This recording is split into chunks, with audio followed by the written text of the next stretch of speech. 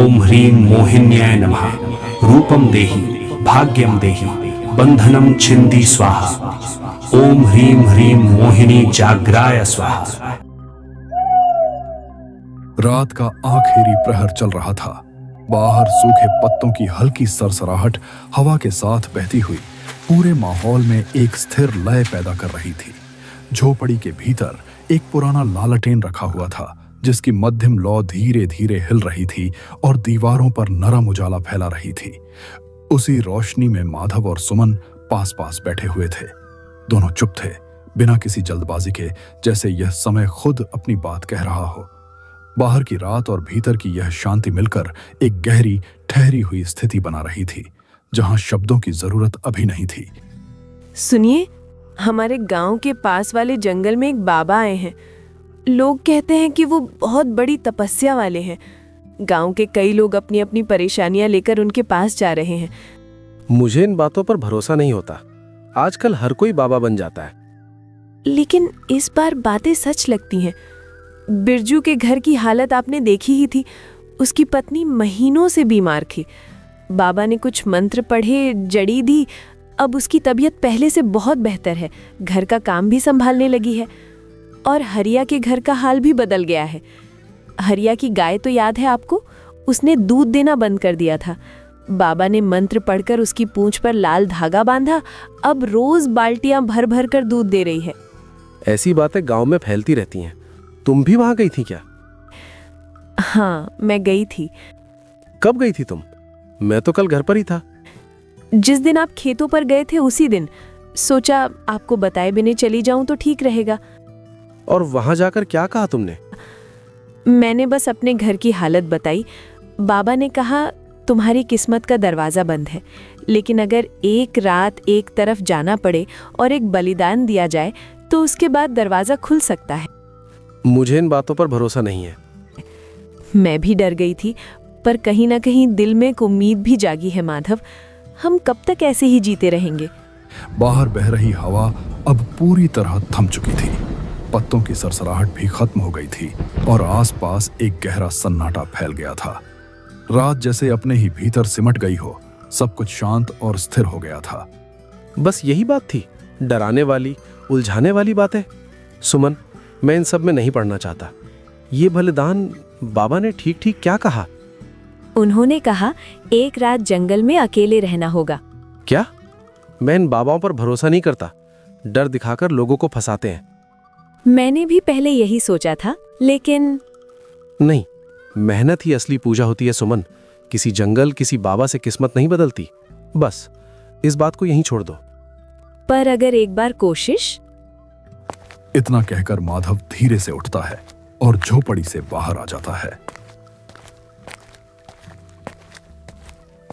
रात की ठंडी हवा उसके चेहरे से टकराती है और वह कुछ पल वहीं ठहर जाता है। सामने फैले अपने खेतों की ओर उसकी नजर चली जाती है।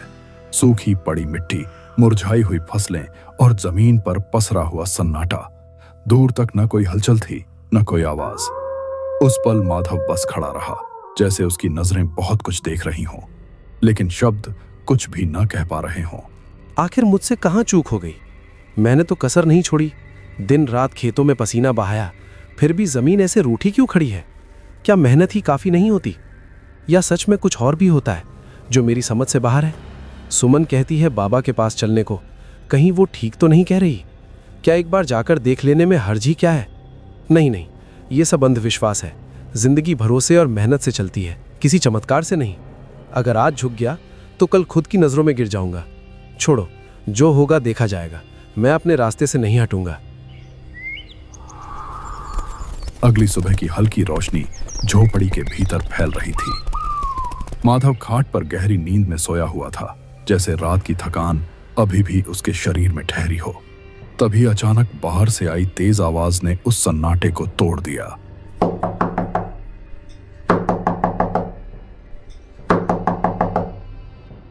माधव हड़बड़ाकर उठ बैठा। दिल की धड़कन एक पल के लिए तेज हो गई। वह जल्दी से खड़ा हुआ और दरवाजे की ओर बढ़ा। जैसे ही उसने दरवाजा खोला, सामने खड़ा दृश्य उसे ठिठका गया। बाहर कोई अनजान नहीं, बल्कि गांव का जमींदार खड़ा था। सुबह की ठंडी हवा में उसकी मौजूदगी कुछ भारी सी लग रही थी, मानो वह अपने साथ कोई बात लेकर आया हो। तो आखिर तुम मिल ही गए माधव। 6 महीने बीत चुके हैं, न मूलधन लौटा न ब्याज की एक कौड़ी। जब पैसे लेने की बारी आती है तब हाथ जोड़कर खड़े रहते हो, और जब लौटाने का समय आता है तो जैसे धरती निकल जाती। जमींदार साहब, मेरी मजबूरी समझिए, हालात मेरे बस में नहीं रहे। मजबूरी? तुम्हारे जैसे सैकड़ों आते हैं मेरे पास, खेत सूखे हों या घर खाली, ब्याज तो हर दिन बढ़ता है। गलती हो गई साहब, पर यकीन मानिए मैंने एक एक पैसा खेत में लगा दिया। जितना कर्ज लिया था सब इसी जमीन में झोंक दिया, लेकिन फसल साथ नहीं दे पाई। क्या समझते हो मैं यूं ही इंतजार करता रहूंगा? तो इसमें मेरा क्या कसूर? हर दिन का ब्याज अब तुम्हारे मूल से भी ज्यादा हो चुका है। हिसाब मेरे सामने साफ है। मैं जानता हूँ साहब, मेरी हालत बहुत खराब है, घर में खाने को भी ठीक से नहीं है, लेकिन पैसे मैं लौटाऊंगा किसी तरह। अब मेरे पास एक ही रास्ता बचता है, तुम्हारी जमीन मेरे नाम करवा ली जाए। यही कानून है, यही हिसाब। नहीं, ऐसा मत कीजिए जमींदार साहब, ये जमीन ही तो सब कुछ है मेरे लिए, इसके बिना मैं कुछ नहीं हूँ। तो फिर बताओ, और कितने दिन चाहिए? बस 1 हफ्ता, मुझे सिर्फ 1 हफ्ते का वक्त और दे दीजिए। माधव के पीछे सुमन चुपचाप खड़ी थी। जमींदार के चेहरे पर उभरता गुस्सा देखकर उसने धीरे से अपने दोनों हाथ जोड़ लिए। उसकी आंखों में डर भी था और उम्मीद भी। होठ हिले नहीं, पर नजरें बहुत कुछ कह रही थीं। वह कुछ बोल नहीं पाई, बस उन आंखों से रहम की एक खामोश गुजारिश उतर आई। जमींदार की नजर उस पर पड़ी और पल भर के लिए ठहर गई। सुमन वैसे ही स्थिर खड़ी रही, जैसे उसकी सारी बात उसी एक नजर में सिमट गई हो। तुम्हारी पत्नी को इस हाल में देखकर मैं आज नरमी बरत रहा हूं।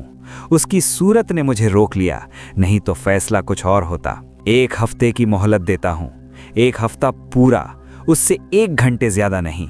उसके बाद मुझे मेरे सारे पैसे चाहिए, ब्याज के साथ। अगर एक भी कमी हुई तो फिर कोई दया नहीं होगी। धन्यवाद जमींदार साहब, आपने जो समय दिया है उसका मैं पूरा हिसाब चुकाने की कोशिश करूंगा। आपका ये एहसान मैं कभी नहीं भूलूंगा। मैं कुछ न कुछ जरूर कर लूंगा, चाहे जो हो जाए। जमींदार के चले जाते ही झोपड़ी के भीतर फिर वही खामोशी लौट आई। दरवाजे के पास खड़ी सुमन की आंखों में नमी चमक रही थी, जैसे वह बहुत कुछ कहना चाहती हो, लेकिन शब्दों ने साथ छोड़ दिया हो। उस पल उसकी चुप्पी में एक गहरा दर्द छिपा था, जो आंखों के रास्ते बाहर आ रहा था। वह बस खड़ी रही, नजरें जमीन पर टिकाए, मानो हालात को स्वीकार करने के सिवा उसके पास कोई रास्ता ना हो। माधव चुपचाप पीछे हटा और धीरे धीरे भीतर आ गया। वह खाट पर बैठ गया, सिर झुकाए, जैसे मन में उठती सारी बातें वहीं दबकर रह गई हों। अब भी चुप ही रहोगे? इतना सब हो गया, फिर भी तुम्हारे मुंह से एक शब्द नहीं निकलता। क्या बोलूं सुमन, जो कहना था वो सब भीतर ही दबा रह गया है। नहीं, अब और नहीं। चाहे तुम्हें अच्छा लगे या बुरा, मैं अब चुप नहीं बैठूंगी। आज रात ही राम बाबा के पास चलेंगे। सुमन, फिर वही बात, मैं इन ढोंगी बाबाओं पर भरोसा नहीं करता। भरोसा नहीं है या डरते हो? डरते हो कि कहीं बाबा ने सच कह दिया तो? कहीं ये साबित हो गया कि तुम्हारी किस्मत सच में तुमसे रूठी हुई है? या फिर मेरी बात सही निकल आई तो तुम्हारा सारा अभिमान, सारी सोच सब मिट्टी में मिल जाएगा? ये अभिमान नहीं है। तो फिर क्या है? जब हालात सामने खड़े हैं तब भी आंखें बंद करना। ये सिर्फ तुम्हारी जिद नहीं, हमारी जिंदगी का सवाल है। तुम नहीं समझती सुमन, अगर मैं टूट गया तो सब कुछ टूट जाएगा। और अगर तुम यूं ही अड़े रहे तो सब कुछ पहले ही टूट चुका होगा। अच्छा ठीक है, ये भी करके देख लेता हूं। आखिरकार माधव ने सुमन की बात मान ही ली। रात जैसे जैसे गहराने लगी, दोनों चुपचाप घर से निकल पड़े और जंगल की ओर बढ़ चले। दिन में जो जंगल हरा भरा, खुला और शांत दिखाई देता था, वही अब रात के अंधेरे में हर कदम पर अलग ही रूप ले रहा था। पेड़ों की परछाइयां लंबी होकर रास्ते पर फैल गई थीं और हवा की हल्की हलचल भी अनजानी सी लग रही थी। सुमन माधव के ठीक पीछे पीछे चल रही थी। उसकी सांसें अब तेज हो चली थीं, सीने में धड़कन साफ महसूस हो रही थी, लेकिन उसके कदम रुके नहीं, जैसे किसी अनदेखे भरोसे ने उसे आगे बढ़ते रहने की ताकत दे दी हो। कुछ दूर चलने के बाद अचानक उन्हें सामने हल्की सी रोशनी दिखाई दी, तेल के दिए जैसी, मध्यम, स्थिर और अकेली। दोनों ने एक दूसरे की ओर देखा और फिर बिना कुछ कहे उसी रोशनी की दिशा में धीरे धीरे बढ़ने लगे। जैसे जैसे वे पास पहुंचे, दृश्य साफ होने लगा। एक बड़े पुराने पेड़ के नीचे एक बाबा बैठे थे। उनके शरीर पर काले वस्त्र थे, आंखें बंद थीं और होठों से धीमे धीमे कोई रहस्यमय मंत्र निकल रहा था। उनके चारों ओर की हवा तक थमी सी लग रही थी। माधव और सुमन दोनों उनके पास आकर रुक गए। उस पल न किसी ने आवाज दी, न कोई सवाल किया। बस वहां खड़े रहकर उस दृश्य को देखते रहे, जैसे यह मुलाकात पहले से तय हो। आखिर तुम यहां तक आ ही गए। मुझे पहले से मालूम था कि ये रास्ता तुम्हें यहीं लाएगा। आप हमें कैसे जानते हैं? नाम जानना जरूरी नहीं होता। मैंने तुम्हारे खेतों की सूखी मिट्टी देखी है, तुम्हारी मेहनत की थकान देखी है, और वो टूटन भी देखी है जो तुम किसी से कहते नहीं। अगर सब जानते हैं तो बताइए, क्या मेरे हालात बदल सकते हैं? बदलाव तय है, लेकिन आसान नहीं। डर अब बेकार है, क्योंकि जो होना था वो शुरू हो चुका है। मुझे क्या करना होगा, कहिए। जो कहूं वही करना होगा, बिना सवाल, बिना पीछे देखे। कल की रात यहां लौटना, अकेले। कोई साथ नहीं आएगा, पत्नी भी नहीं। लेकिन वो इतनी सख्ती क्यों? अगर किसी को साथ लाए तो यह साधना व्यर्थ हो जाएगी। यह रास्ता सिर्फ तुम्हारा है, क्योंकि तुम्हारी किस्मत तुमसे रूठी हुई है, और रूठी हुई किस्मत को मनाने वही जा सकता है जिससे वो नाराज है। अगर मैं डगमगा गया तो सब यहीं खत्म हो जाएगा। इसलिए सवाल मत करना। अब घर लौट जाओ। आज चैन से सोने की कोशिश करना, क्योंकि कल की रात तुम्हारे जीवन की सबसे लंबी रात बनने वाली है। अगली रात आधी अंधेरी घड़ी में माधव एक बार फिर उसी बाबा के पास आ पहुंचा। इस बार उसके साथ कोई नहीं था, न सुमन न कोई और।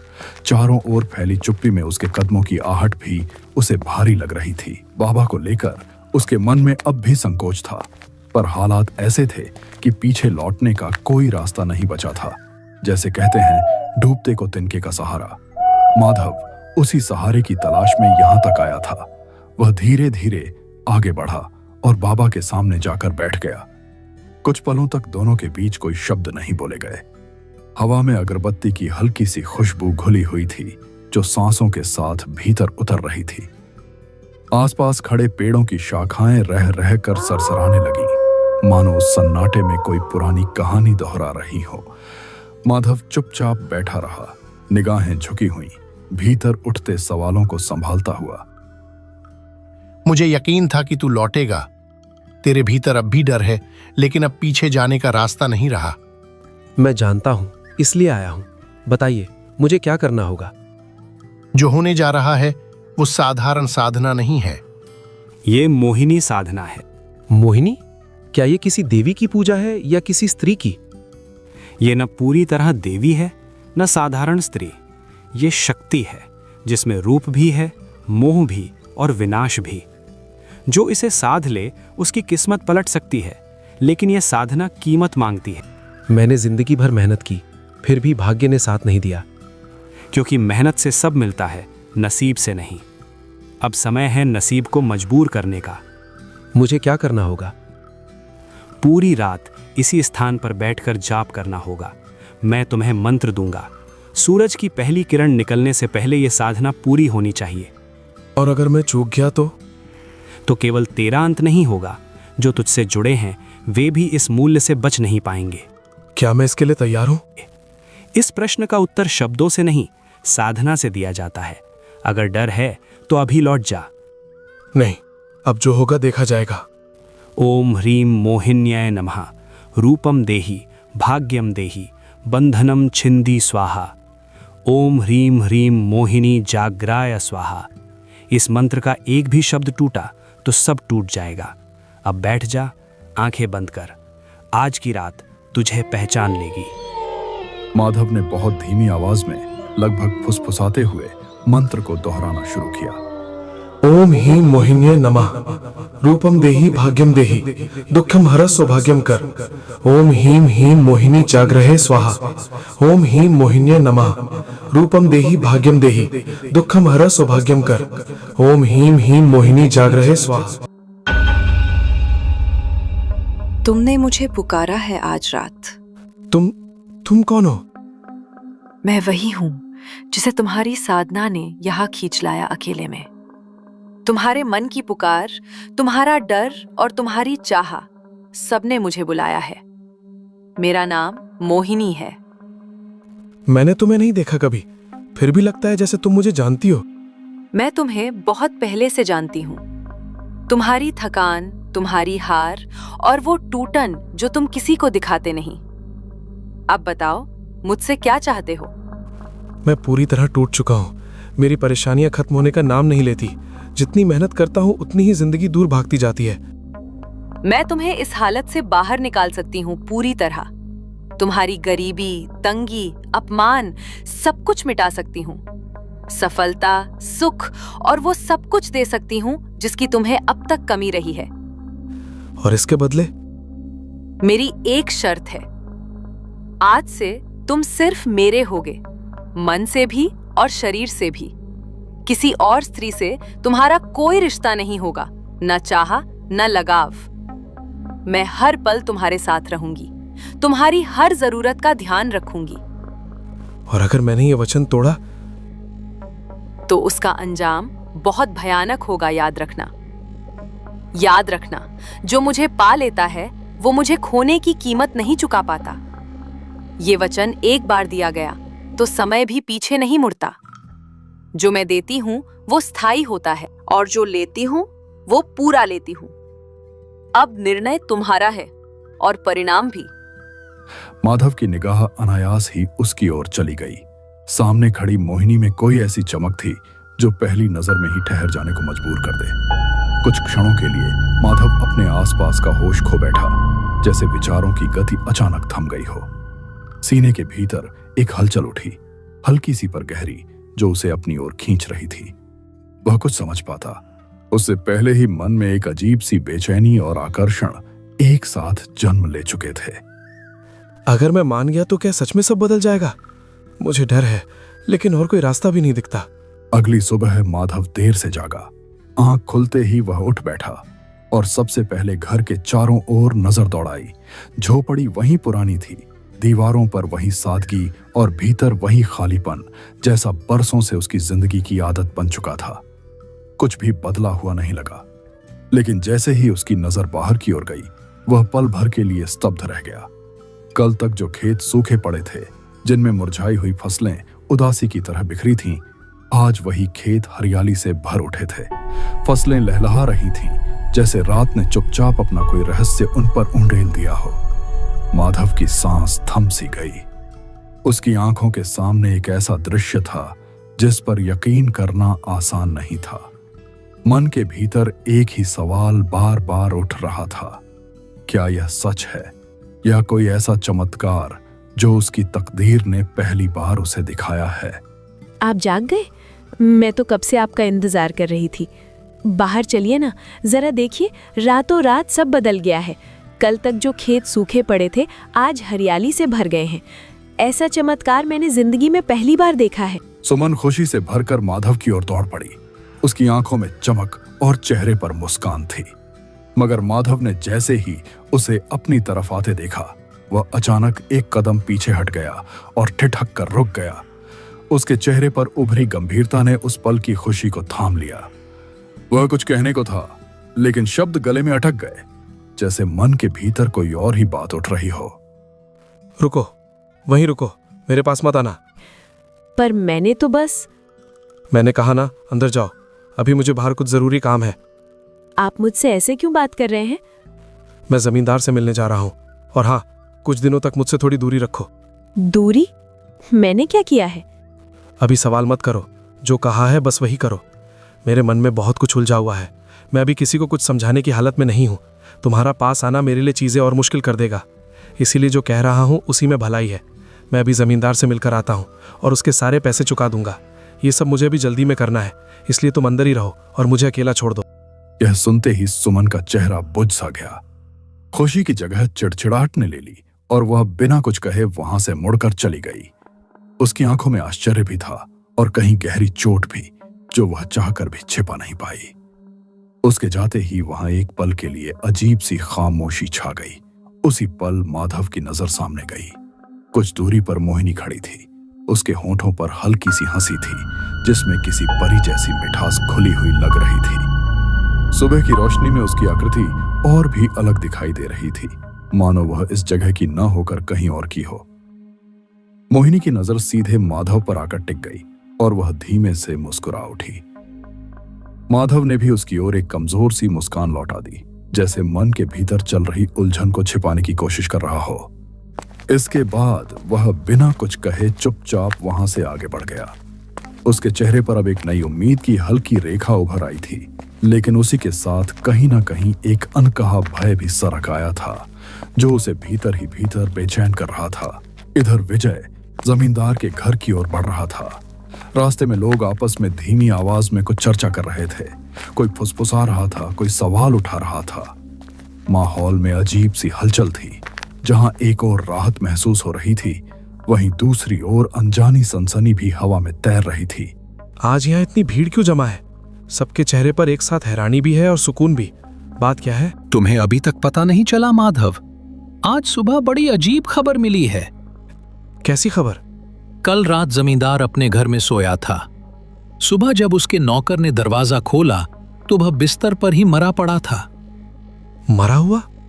हाँ, शरीर की हालत ऐसी थी जैसे किसी ने उसके हाथ पैर जकड़ दिए हों। न कोई चीख, न कोई हलचल। उसका कोई अपना तो था नहीं, तो फिर गांव का कर्ज? बस वही तो, न परिवार न वारिस। अब सब कह रहे हैं कि उसका सारा हिसाब यहीं खत्म हो गया। लगता है सब माफ हो जाएगा। भले ही मौत दुखद है, पर हमारे लिए ये बोझ उतरने जैसा है। सच कहें तो दिल में अजीब सी राहत है। भगवान जाने क्या हुआ, लेकिन आज पहली बार सांस खुलकर ली है। रातों रात इतना बड़ा बदलाव? माधव के चेहरे पर हैरानी और हल्का सा भय एक साथ उभर आया। वह कुछ पल वहीं चुपचाप खड़ा रहा, जैसे भीतर उठते विचारों को समझने की कोशिश कर रहा हो। मन ही मन वह बहुत कुछ सोच रहा था, पर कोई एक बात पकड़ में नहीं आ रही थी। अचानक एक क्षण में माधव की नजर सामने चली गई। पेड़ की गहरी छाया में मोहिनी खड़ी थी। उसके चेहरे पर धीमी सी मुस्कान फैल रही थी, ऐसी मुस्कान जैसे उसे सब कुछ पहले से पता हो। उसे देखते ही माधव का सीना भारी हो गया। कुछ पल के लिए उसके भीतर एक अनजाना डर सरक आया और वह वहीं ठिठक सा गया।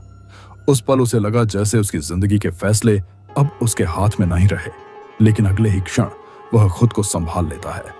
वह जान चुका था कि यह सब उसकी साधना का ही परिणाम है। उसकी हालत, उसका भाग्य, सब कुछ अब बदल चुका था। जो रास्ते कभी बंद लगते थे, वे अब अपने आप खुलने लगे थे। फैसलों की गूंज चारों ओर फैलने लगी थी और लोग उसे सम्मान की नजर से देखने लगे थे, उसके सामने झुकने लगे थे।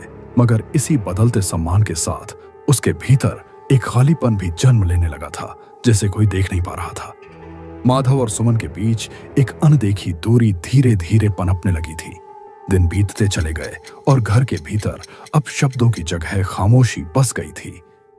दीवारें सब सुनती थीं, पर कुछ कहती नहीं थीं। माधव अक्सर रातों को बाहर रहने लगा, जबकि सुमन भीतर ही भीतर और अधिक चुप, ठंडी और अकेली होती चली गई। उनके बीच अब न कोई बातचीत बची थी, न पहले जैसा रिश्ता। सुमन के चेहरे पर थकान साफ झलकने लगी थी, मगर उसकी आंखों में अब भी उम्मीद की हल्की सी झिलमिलाहट बाकी थी। वह कभी कभी धीरे से खुद से कुछ कहती, जैसे खुद को याद दिला रही हो कि अभी सब खत्म नहीं हुआ है। सुमन ने मन में ठान लिया था कि आज वह माधव से बात करके रहेगी, चाहे बात किसी मोड़ पर ही क्यों ना पहुंच जाए। आज नहीं बोली तो फिर कभी नहीं बोल पाऊंगी। हम दोनों के बीच की ये चुप्पी मुझे हर दिन थोड़ा थोड़ा तोड़ रही है। वो बहुत बड़ा आदमी बन गया है, लोग उसका नाम सम्मान से लेते हैं, लेकिन मेरे लिए वो अब अजनबी होता जा रहा है। ना कोई बात, ना कोई नज़र, जैसे मैं उसके पास होकर भी बहुत दूर हूँ। क्या इतनी दूरी ज़रूरी थी? अगर ये सब पाने के बदले मैंने उसे खो दिया तो इस सब का मतलब ही क्या रह गया? आज उससे बात करनी ही होगी, चाहे वो सुने या नहीं, चाहे सच कड़वा ही क्यों ना हो। मैं उसकी पत्नी हूँ, कोई पराया नहीं।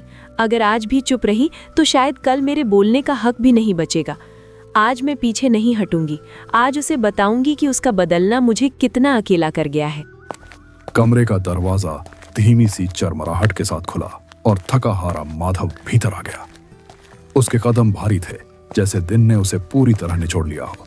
वह कपड़े बदलने के लिए मुड़ा ही था कि पीछे से 2 कोमल हाथ आकर उसके सीने पर ठहर गए। क्षण भर को उसकी सांस अटक गई, होठों पर अनायास मुस्कान उभर आई और मन में वही जाना पहचाना चेहरा कौंध गया। मोहिनी। उसने उन हाथों को थाम लिया, हल्के से होठों से छुआ और धीरे धीरे पलटकर पीछे देखने लगा। लेकिन सामने का दृश्य देखते ही उसका चेहरा सख्त हो गया, जैसे समय वहीं जम गया हो। वह मोहिनी नहीं थी, सुमन थी। उस पल माधव को पहली बार महसूस हुआ कि उसने अनजाने में कितनी दूरियां खड़ी कर दी हैं। सुमन की आंखों में उम्मीद और पीड़ा एक साथ ठहरी थी और कमरे की खामोशी उन दोनों के बीच भारी होकर फैल गई। मैंने साफ कहा था ना कि मुझसे दूर रहो, तो मेरी बात समझती क्यों नहीं हो? मैं बात करना चाहती थी, बस एक बार। मैंने मना किया था, फिर भी तुम यहाँ आ गई। तुम्हें जरा भी अकल है? कब तक चुप रहती? हर बार दूर भेज देना ही जवाब है क्या? मैं जिस हालत में हूँ उसमें तुम्हारा पास आना ठीक नहीं है। तो क्या अब मैं भी बोझ बन गई हूँ? मैंने कहा था दूर रहो। तुम पागल हो गई हो क्या जो मेरी बातों को हल्के में ले रही हो? अगर सवाल करना पागलपन है तो हाँ, शायद मैं पागल ही हो गई हूँ। माधव की बातों ने सुमन को जैसे वहीं रोक दिया। वह कुछ पल के लिए सुन्न सी रह गई। उसकी आंखों में चोट भी थी और कई अनकहे सवाल भी जो जवाब मांग रहे थे। वह कुछ कहना चाहती थी, मगर शब्द गले में ही अटक कर रह गए। उसके होंठ हिले पर आवाज बाहर नहीं आ सकी। उस चुप्पी में उसका दर्द साफ झलक रहा था। उस पल उसे पहली बार लगा कि वह माधव से बहुत दूर खड़ी है, जबकि वह सामने ही था। उसका मन भारी हो गया, जैसे भीतर कुछ टूटकर बिखर गया हो। यह सब मोहिनी देख रही थी।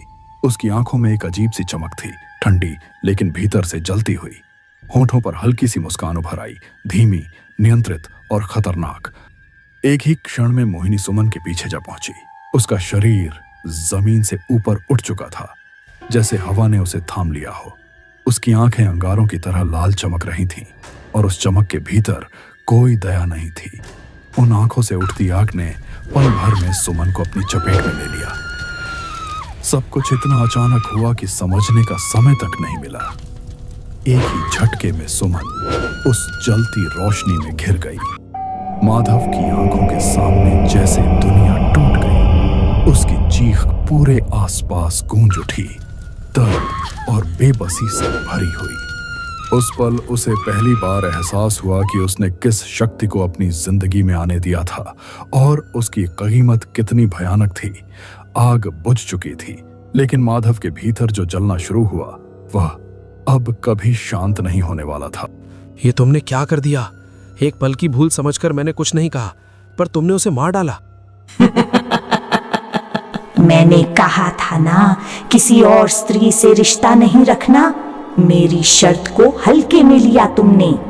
जो मेरा है उस पर किसी और का साया भी बर्दाश्त नहीं। अब इस गलती की कीमत चुकानी पड़ेगी। वो मेरी पत्नी थी, तुम्हें किसने हक दिया उसका जीवन छीनने का? हक? तुमने खुद मुझे बुलाया था। जब तुमने खुद को मुझे सौंप दिया तो बाकी सब अपने आप मिट गया। मैंने शक्ति मांगी थी, खून नहीं। अगर मुझसे गलती हुई भी तो सजा मुझे मिलनी चाहिए थी। उसने तुम्हारा क्या बिगाड़ा था?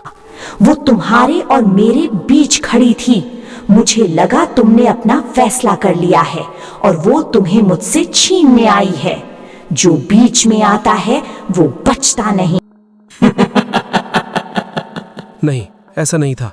मैं तुम्हारे साथ था, लेकिन इसका मतलब ये नहीं। मतलब यही था। मैं तुम्हारी आंखों में उसका प्यार देख सकती हूँ और फिर तुम मुझसे पूछते हो कि उसे मारने की जरूरत क्यों पड़ी। तुमने सब कुछ खत्म कर दिया। अब जाओ, अगर जवाब चाहिए तो उसी से पूछो जिसे तुम अब भी दिल में ढो रहे हो। इतना कहकर मोहिनी की नजर माधव पर ठहर गई। उसकी आंखों से निकलती जलती हुई अंगारों ने एक ही पल में उसे भी अपनी चपेट में ले लिया। पल भर में माधव राख में बदल गया। चीख तक पूरी होने से पहले उसी क्षण सारा खेल समाप्त हो गया। न कोई चेतावनी, न कोई दूसरा मौका। जिस शक्ति को सहारा समझकर उसने अपनाया था वही उसकी विनाश बन गई। बिना किसी बाहरी दुश्मन के माधव ने अपनी ही लालसा और अंधे विश्वास के कारण अपनी जान भी गंवाई और अपनी पत्नी को भी खो दिया। चारों ओर सिर्फ राख, सन्नाटा और एक अधूरी कहानी रह गई। जो शक्ति शॉर्टकट देती है वह अक्सर सबसे बड़ी कीमत मांगती है। जो अपने रिश्तों से मुंह मोड़ता है अंत में वह सब कुछ खो देता है।